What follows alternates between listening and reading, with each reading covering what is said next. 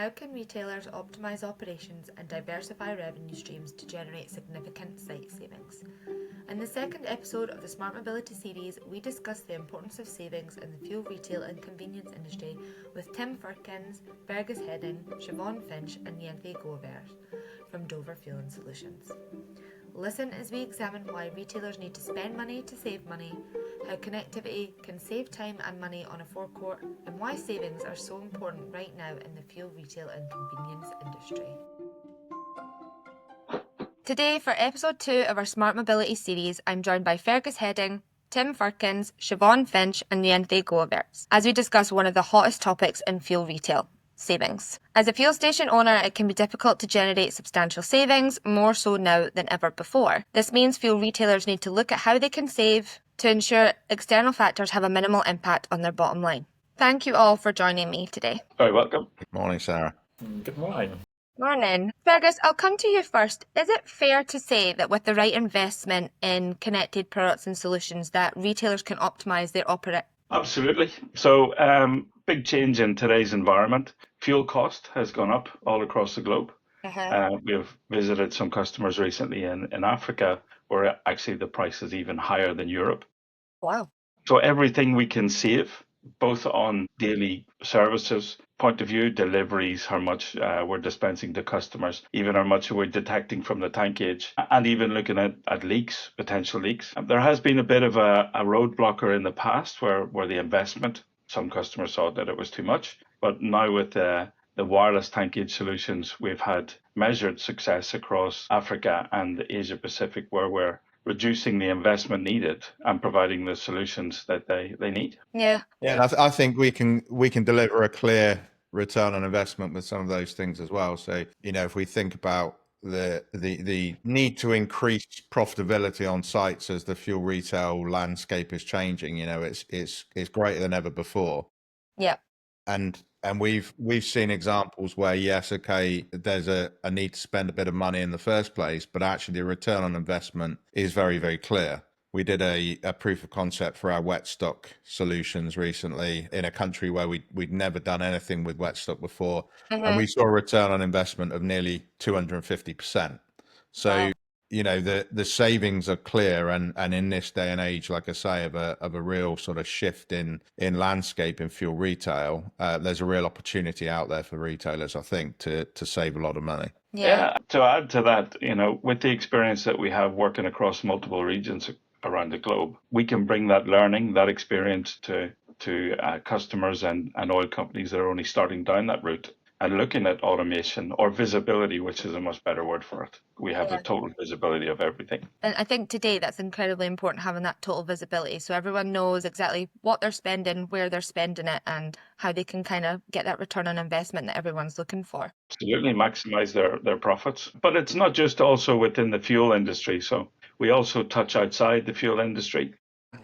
For example, we were asked to provide some services on de-icing fluid, which is quite common across airports and aeroplanes, which was strange to me. And I thought, well, is that not just water? And he said, no, it's not just water. Also, it's extremely expensive. Yeah, I can imagine. So in the US, a gallon of fuel is about $3. De-icing fluid for airplanes is $25. So everything they lose is money out of their pockets. Yeah, now we see the solutions and visibility that we can provide stretching into other avenues as well. Yeah, and I suppose that kind of ties into that connectivity as well. Like, to have wet stock and ATG working together gives you that true 360 connection, visibility, make sure that you're not having any discrepancies or fuel loss, which when you come down to de-icer for airplanes is incredibly important. Absolutely. Yeah. And I think people get bored of hearing me say it, but actually exactly what you said, Sarah, ATG and wet stock management, data analytics services working together are super important, because what the wet stock management part of it does is it turns the valuable data that the ATG can provide into true insights. Yeah. True insights into what's going on with your fuel stock, what's going on underground, etc. And by having that insight, that's where you're going to be able to identify the savings. So it really is critical that they work hand in hand together. Yeah, no, of course, it makes complete sense. And then on the flip side with that, Siobhan, coming to you, how important are site savings for fuel stations right now when it comes to dispenser equipment? Extremely important. So especially as you're moving from, you're trying to bridge a gap between conventional fuels now, cleaner energy and an EV, forecourts especially are looking to try and reduce the cost where possible. I'm fully aware that especially when you purchase a dispenser, it's quite a high capital investment, initial investment outlay to put out. So with all of our dispensers in mind, we've engineered them so they are built to last the lifetime of that dispenser. We've got extremely accurate meters, which are far accurate than actually the weights and measure tolerances require. They're built with high corrosion levels of C4 and above to withstand even the most corrosive marina environments. All our components are of extremely high quality and have been field proven over a number of years across a lot of different climatic conditions.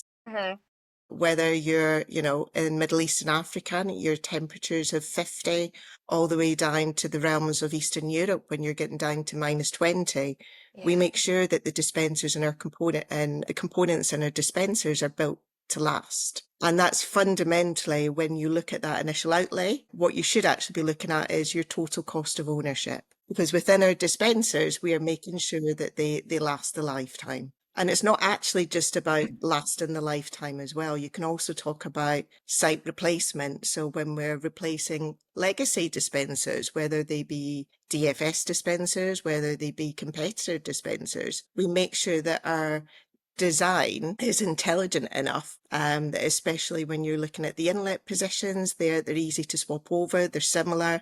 We've got adapter plates to be able to fit the dispensers onto in cradles.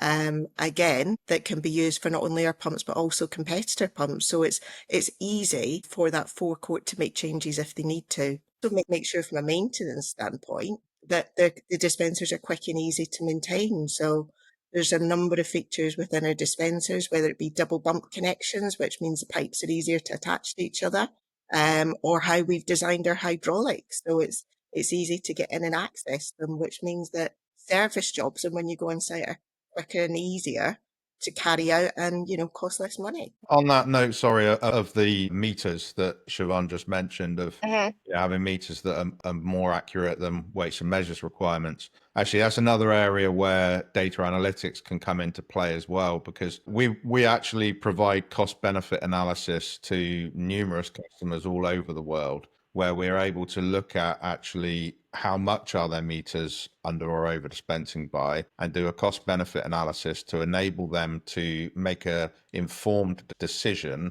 as to whether to go and cut back that meter, say. So probably not going to do that if it's under dispensing, but if a meter is over dispensing, there's a decision to be made as to actually, we send a technician to go and resolve that problem. What's the cost benefit of doing so? So this is really an area where the data that we can gather from those components that Siobhan mentioned in the dispenser, coupled with the data analytics that we're able to do on the back end, can lead to an informed savings decision that the customer can make. And that's an example of something that we do every day. Yeah, it's important to note as well, tying into what you and Siobhan both said, that although a large capital investment and obviously doing that cost analysis, it gives retailers, like Fergus mentioned, the visibility of their equipment and of their site, and that allows them to make more accurate decisions and where they can make savings. And Siobhan, just coming back to you, although it is a large capital investment, obviously making that investment now,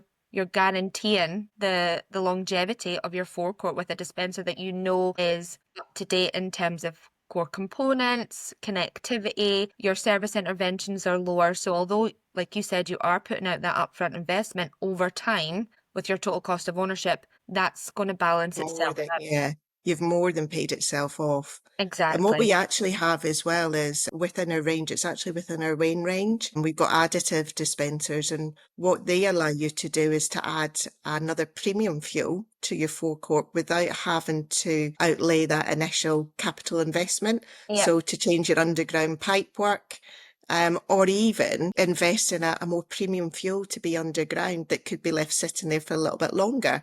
So we, as a company, think of more innovative ways in order to help the forecourt save money. Yeah, I think that's Just to really interject important. on that one as well. Sorry, I've actually just come back from some meetings with some customers. Actually, they've been looking at it in a slightly different way. So, as Siobhan said there, often we've thought about additives as a way for customers to add premium grades without having to change their underground infrastructure, add tanks, etc. In these cases, actually, the interest is in rolling out HVO, which is hydrogenated vegetable oil, for those who don't know, a straight diesel replacement. In order to roll out HVO, customers are freeing up a tank to put HVO in, and therefore using the additive dispensing option to replace the premium grade that they would have had underground in that tank that's now being used by HVO. So actually, that was a slightly new take on it that I found really interesting. Yeah, it's giving retailers those options and different avenues that they can go down to enhance their forecourt or service station, whilst also making those small incremental savings, which over time we all know a penny saved is a pound in the pocket sort of situation. So it makes a big difference. Yeah. And just tying in with everything, Jenthe, I'm going to come to you. How can site savings be implemented by fuel retailers when it comes to your payment systems? Yeah, of course, you have the payment systems integrated in a standalone or either integrated in the pump. It's more, for me, I see it like it's more a connectivity point of view, where you just connect all the parts where we are strong with as DFS, as Prisma in a payment system, where you connect all the different parts, ATG, tanks, the price signs and everything, all combined in one system. And that's not what we see with a lot of customers. They have different systems from competitors, but they're all standalone, reporting standalone, maintained standalone. And that's where we are strong with our payment terminals and with Prisma. Just to combine information, everything on the forecourt can be connected to the system. And that's, let's say that's kind of first investment, of course. But down the road, if everything is connected, and that saves a lot of time with maintenance, porting, and just a matter of tools that you need. You just need one tool to see everything, and of course details go then further. But that's where we see, hey guys, you have one system, a heart of the system where you can do all the basics and connect all the parties together. Yeah, and it's very important because it ties back into that visibility that Fergus was talking about earlier. Rather than you having several standalone systems which have different reporting, different views, it makes things easier if there's one central point of control that retailers can evaluate from. The power in it is the connectivity. They all have to be connected, and then we close that loop for things that are more important and hurt the retailer's pocket: fuel theft, unauthorized fueling, leaking where it shouldn't be leaking. Only by connecting everything together can we see that. Yeah, and that's crucial, isn't it? We talked about that at the start, that connectivity and digitalization really does impact a fuel site and the savings. Jenthe, just coming back to you, because you touched on this, when we say savings, we don't always mean cost, do we? No, indeed. So actually, if you say savings and you just say cost cutting, I don't see this as realistic. Just fire people or whatever, that's not the way that you can do real saving. It's more, I see it as automating and connecting different parts. So you need to do some, let's say, initial, even small investment to make that happen. And eventually you'll become more efficient as site and all the operations. So that's, let's say, eventually this efficiency will reduce the costs, but also less chance for errors. And that's also an important part that people forget. So if you have an error somewhere in the system, you need to find out where this error is. And if you have all this connectivity together and more efficient, the chance for errors is way less if it's all separate. And that's where I see the real saving is coming from. Yeah, I completely agree.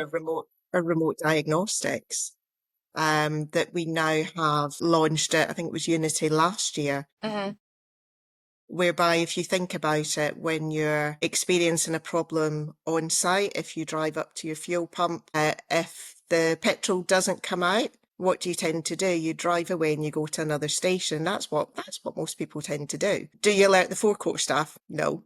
But when they finally find out, they make a call to their service provider, who then calls someone else. And by the time that it actually gets escalated up and actually getting worked on to resolve, you've lost several sales within your forecourt. Within our remote diagnostics, what we can actually show is we can show when a pump's gone down. We can show when it's inoperative. We can send emails and text messages go out within the system, which then flags to the forecourt and also to the field service techs that manual intervention is required in order to get a problem on the site resolved. And that's just an example of a smart way of working by using remote diagnostics to be able to go out and diagnose what's happening on your site, whether it be that particular example of, not having petrol in the pump and it's out, but all the way down to being able to download the log files and understand exactly what has happened with your dispenser, what has failed. In some instances, fix it remotely. In others, send your technician first time with the right tools and understanding what the errors are to fix the job on site first time. Of course, and that ties into what Jenthe was just saying there about the efficiencies. The more efficient you can become as a site, the more time that you will save by having the right people out at the right time with the right parts. And also long term, the more money that you're going to save because you're not wasting valuable time or labour. Even at a local level on the site, it means that the site staff are dealing with customers and not dealing with problems or filling in spreadsheets or dipping tanks. They're actually dealing with customers, providing a valuable service so that the customer comes back, because that's all about it. It's the customer coming back and repeating. And that goes the same for us. We provide a service to our customers, which are the retailers, and we try to make sure that they come back to us and talk to us about the future and developments that they want to do. Touching on the kind of manual process, that's something that can be alleviated, Tim, with the right sort of wet stock and ATG systems in place, correct? Yeah, correct. And that's one of the, that fits back into that point about efficiency savings. It really does. We sometimes I have conversations with potential customers and they ask, are our wet stock solutions, our data analytics solutions, is this about being able to cut heads, to get rid of people, say? And actually it's not about that. It's about being able to use the people you've got more effectively, more efficiently. So, if you take the example of the most manual reconciliation process where you've got somebody out on the station that's dipping a dipstick into a tank, actually physically out on the station, and then they're coming back in and they're recording that manually, either, in the worst case scenario on a piece of paper. Yeah. Perhaps in a more commonly maybe these days in Excel or something like that. But then they're making an error when they're doing that. There's inefficiencies at every step of that process. Whereas if you take the complete kind of end-to-end ATG plus, automation, let's say, plus wet stock management type scenario, all of that happens automatically. It's far, far more efficient. It's far less error prone. You eliminate manual human error, manual mistakes, etc. So it's really easy to see then where those savings will come from. And there's some other things we do. So like if you look at our bottom line fuel replenishment planning solution, that's all about being able to do more with the same people that you've currently got. So you might have planners today who are doing manual planning of fuel deliveries. With the bottom line solution, what we do is actually create a scenario where the system is doing more for you. So those planners can be freed up to do other things, to take care of customers better, to provide a better experience to customers. I think you have indeed the bottom line. If you can focus, the rest is automated, less prone for errors, and where you can really focus on the customer. Yeah, that's a very important bit. If a dispenser is down, if you can focus on the customer, you can put something, dispenser 1 is down, please use dispenser 2. Because if I'm at the dispenser, it's not working, as Siobhan mentioned, I drive away. But if I see a note, use dispenser 2, okay, no problem, I'm happy again. I think that's what we're all looking for. Yeah. And it goes beyond the station as well. So like I say, if you look at the bottom line type scenario I've just discussed here, the fact that, so for an entity delivering fuel to a station, their customer is actually probably the station itself. It's the manager of the station who is their customer. But by them focusing on their customer, that guy can focus on his customer. It's a chain of a sort of chain effect that if we can improve efficiencies, as far up the chain as possible, then it has a knock-on impact all the way down to the consumer that is on the station using that pump. Yeah, that's a really valuable thing that you've just touched on there, Tim, in terms of customer expectations and their experience on a site. And I know that we're focusing on fuel retailer savings in this episode. However, the two can work hand in hand. I think a lot of retailers think to save time, effort, money, they have to cut corners on some things or cut back on some things, whereas just by speaking to you guys here, we don't actually have to do that. You can become more efficient to spend more time on enhancing that customer experience. And just kind of touching on that, Fergus, do you want to add? It's surprisingly how cost effective it is. People think that by having to put in automation, it's a huge investment, but it isn't really. We have products that are entry level that can provide basic information and start them down that road, which they can enhance at later dates. Yeah. One point we also want to make is that from a fuel management, all of the products that we provide are future proofed. So for the fuel that Tim touched on, HVO, we're already supporting that with multiple customers. Yeah, I think what you said, just making the small investments, although retailers might be looking, I'm not in a position to put out large capital, they could do this in stages. This is not a quick fix or a one-size-fits-all situation. There are different products and solutions that can work together dependent on location, budget, size of forecourt. It really is tailored, and we can help. Well, everybody says scalability, but I think a better word is Lego. So they can decide what they want, when they want, and build it. And, start at the base. Tank gauges, for example, reducing that manual dip that Tim said, reducing having people on a forecourt from a health and safety perspective. And then as they move on, they can plug it into to the wet stock service from the products we supply. They don't need to add any more hardware. Somebody years ago said to me, it was think outside the box. And then somebody said, no, it's think without the box. Yeah. So let's build it all together. And then you just plug it in and away you go. Exactly.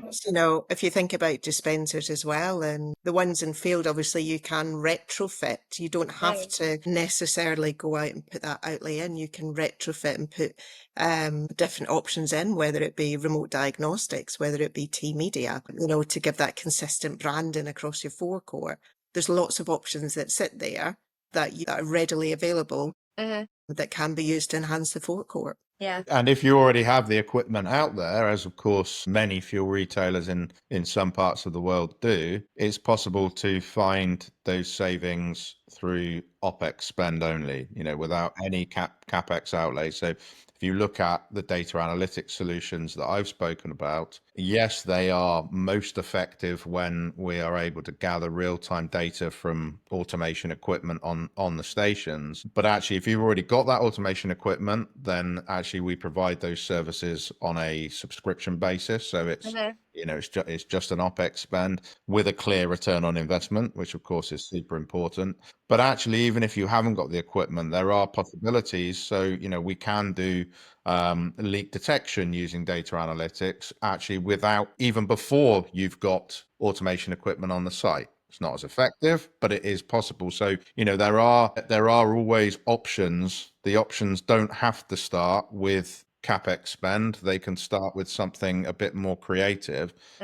So, we really encourage our customers to sort of think creatively in terms of actually how can we start off on this journey and not be kind of constrained by what we think our spending power is, because it's not the most important element. No, and I think we've kind of gauged that from how we've been speaking on this episode, and I think it's interesting as well because we have a range of different experience on this episode with us today. We're talking about below ground and above ground solutions and how many would think that they work independently of themselves and that they would need to be tackled in one kind of silo before they move on to the next. And that's not the case. And obviously you and Fergus have kind of touched on wet stock and ATG, which kind of deals with everything below ground. Siobhan, Jenthe, in terms of obviously that customer experience, Siobhan, you touched on retrofitting dispensers, obviously not putting out that original large capital investment. They can do it incrementally. Jenthe, coming to you, what does that mean when it comes to payment systems? I know there's a lot of talk now about the order kiosk and the self-checkout. What does that kind of mean when we come to the fuel site and the savings that retailers can make? Yeah, I think we have been discussing indeed a lot about the dispenser and ATG and tanks around it.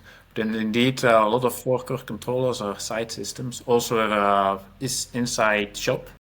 And therefore, we recently launched the order kiosk, and it's, I think, a quite good example for this. There's also the different stages. People see an order kiosk, which they mostly know from the McDonald's. So it's a big investment to do, let's say, the hardware itself and installation, but there are also different gradations there. You can also do, let's say, if you have a inside shop or you do some food cooking, you can also plug in a web server. That's an easy thing that just plug and play, and it works out of the box. And this is some scalability that we introduced there. So it's a small investment to do a one-time, let's say, a white label Edge web server. That's white label, specifically designed. That's even a next step. But you have everything in place. It's a small investment, but of course, then it's not really saving, but you can, let's say, increase your revenue. Just by doing whatever you already have. So you don't need to do additional investment or maybe a small one, but you can find ways like that to what can you do additionally with the current systems that you're already having. Yeah. So I think that's indeed small and a little bit with the discussion about retrofit kits and doing enhancement, adding the media to a dispenser, small enhancement, doing things like that. And I think as well, that all comes back to the customer experience, that yes, you can save money, but you can also, by doing that, enhance the customer experience. And there's been a lot of research shown recently that if a customer has a negative experience, the chances of them coming back to that site is almost zero. They're happy, there's no loyalty. So it's almost as if they have a good customer experience and it's memorable, the chances of them coming back are significantly increased. And although you say, yes, you're making small incremental changes and investing in an order kiosk might not necessarily mean cost savings, it could mean savings in time and efficiencies, because you're not having a member of staff there taking the order, but you might have a member of staff helping other people in the C-store or behind the counter, just kind of adding that next level, which I think is really important. One other thing I think I want to just kind of get your opinion on individually is, if a fuel retailer was to make one investment today, which could increase incremental savings, what would that be for you? Fergus, I'll come to you first. I would say we're all going to answer with the products that we support and promote. That's why I'm laughing, yeah. They all go hand in hand, and if they start somewhere, but in my world, if I focus on APD, we start at the bottom. So the tanks are underground. So we start at the bottom. That will give the retailer visibility on what's being delivered and what's being pumped through the dispensers. And then all of the other elements sit on top of it. And at the end of the day, we can provide a lot of information. But as Tim said, we can even go straight to the wet stock management service and do it with manually inputted data. So all of it is part of the puzzle. They can start in any place, but I think the benefit is the connectivity when we connect them all together. Yeah, and I think I agree, Fergus. I guess we're always just going to say what the thing that we live and breathe every day. You know, I think Fergus and I would strongly believe that fuel is still the most sort of critical volatile asset on any station. So, you know, the Want to need go away anytime soon. no, exactly, and the need to manage that only becomes greater as the years go on. So managing that both from a kind of health and safety perspective, because it's obviously a very volatile asset, but also from a financial perspective. You know, so personally, I don't think there is a single answer to it. It's everywhere, but I'm sure Jenthe has his argument now. One thing is indeed, if you connect loyalty, as Sarah mentioned, if you think about it, where you have a pay at the pump solution or an indoor solution, if you connect all the systems together and you have a connected loyalty system, which works everything, that's where I see the connectivity. That's one.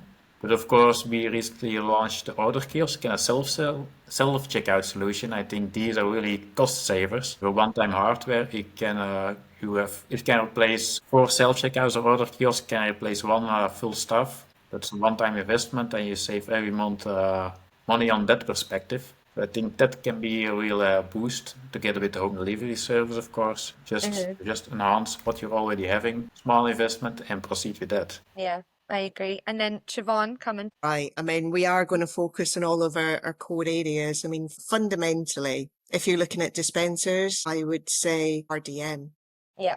You know, get your dispenser equipped from the offset with remote diagnostics to be able to use them a lot more efficiently in field and save time on field maintenance and give the customer that better experience. Yeah. But if this initial outlay and you don't need a new dispenser at that point, then they can be retrofitted in field and can be linked in with wet stock as well through a DX Monitor platform. Where, you can really look at remote diagnostics in general, and there's a lot of efficiencies to be made. Yeah. I think one of the important key takeaways throughout this episode with you all is connectivity to give true visibility. And I think once retailers have that, they can make a decision that's best for them and best for their site. And then from that information, they can then make the necessary investments, large or small, depending on what they want to do to benefit them long term. And I think To think carefully about connectivity though, because there's so many different areas we're talking about here. Yeah. And it's really important for fuel retailers to have a clear strategy around it and think how they're going to achieve it, because otherwise what you end up with is 10 different types of connectivity, 10 different systems doing 10 different things. Yeah, they've all got to integrate. Yes. Yeah, They've and got to work as one. that then actually probably reduces efficiency rather than increases it. So it's a good point. So it's be connected, but have the right level of connectivity with the products and services integrated with one another. Yeah. Come and talk it over. Yeah. We'll help you. No, this has been incredibly insightful. Thank you all for joining me today, and I hope to speak to you all again soon. Thank you, Sarah. Thank you, everyone. Thank you for listening to Savings, the second episode in our Smart Mobility series. We hope you enjoyed this episode with Tim, Fergus, Siobhan and Jenthe. If you'd like to support the podcast, feel free to share it with others, post about it on social media or leave a review. To catch the latest from Dover Fueling Solutions, you can follow us on LinkedIn or visit our website at www.doverfuelingsolutions.com. Thanks again, and we'll see you next week where we continue to fuel the conversation.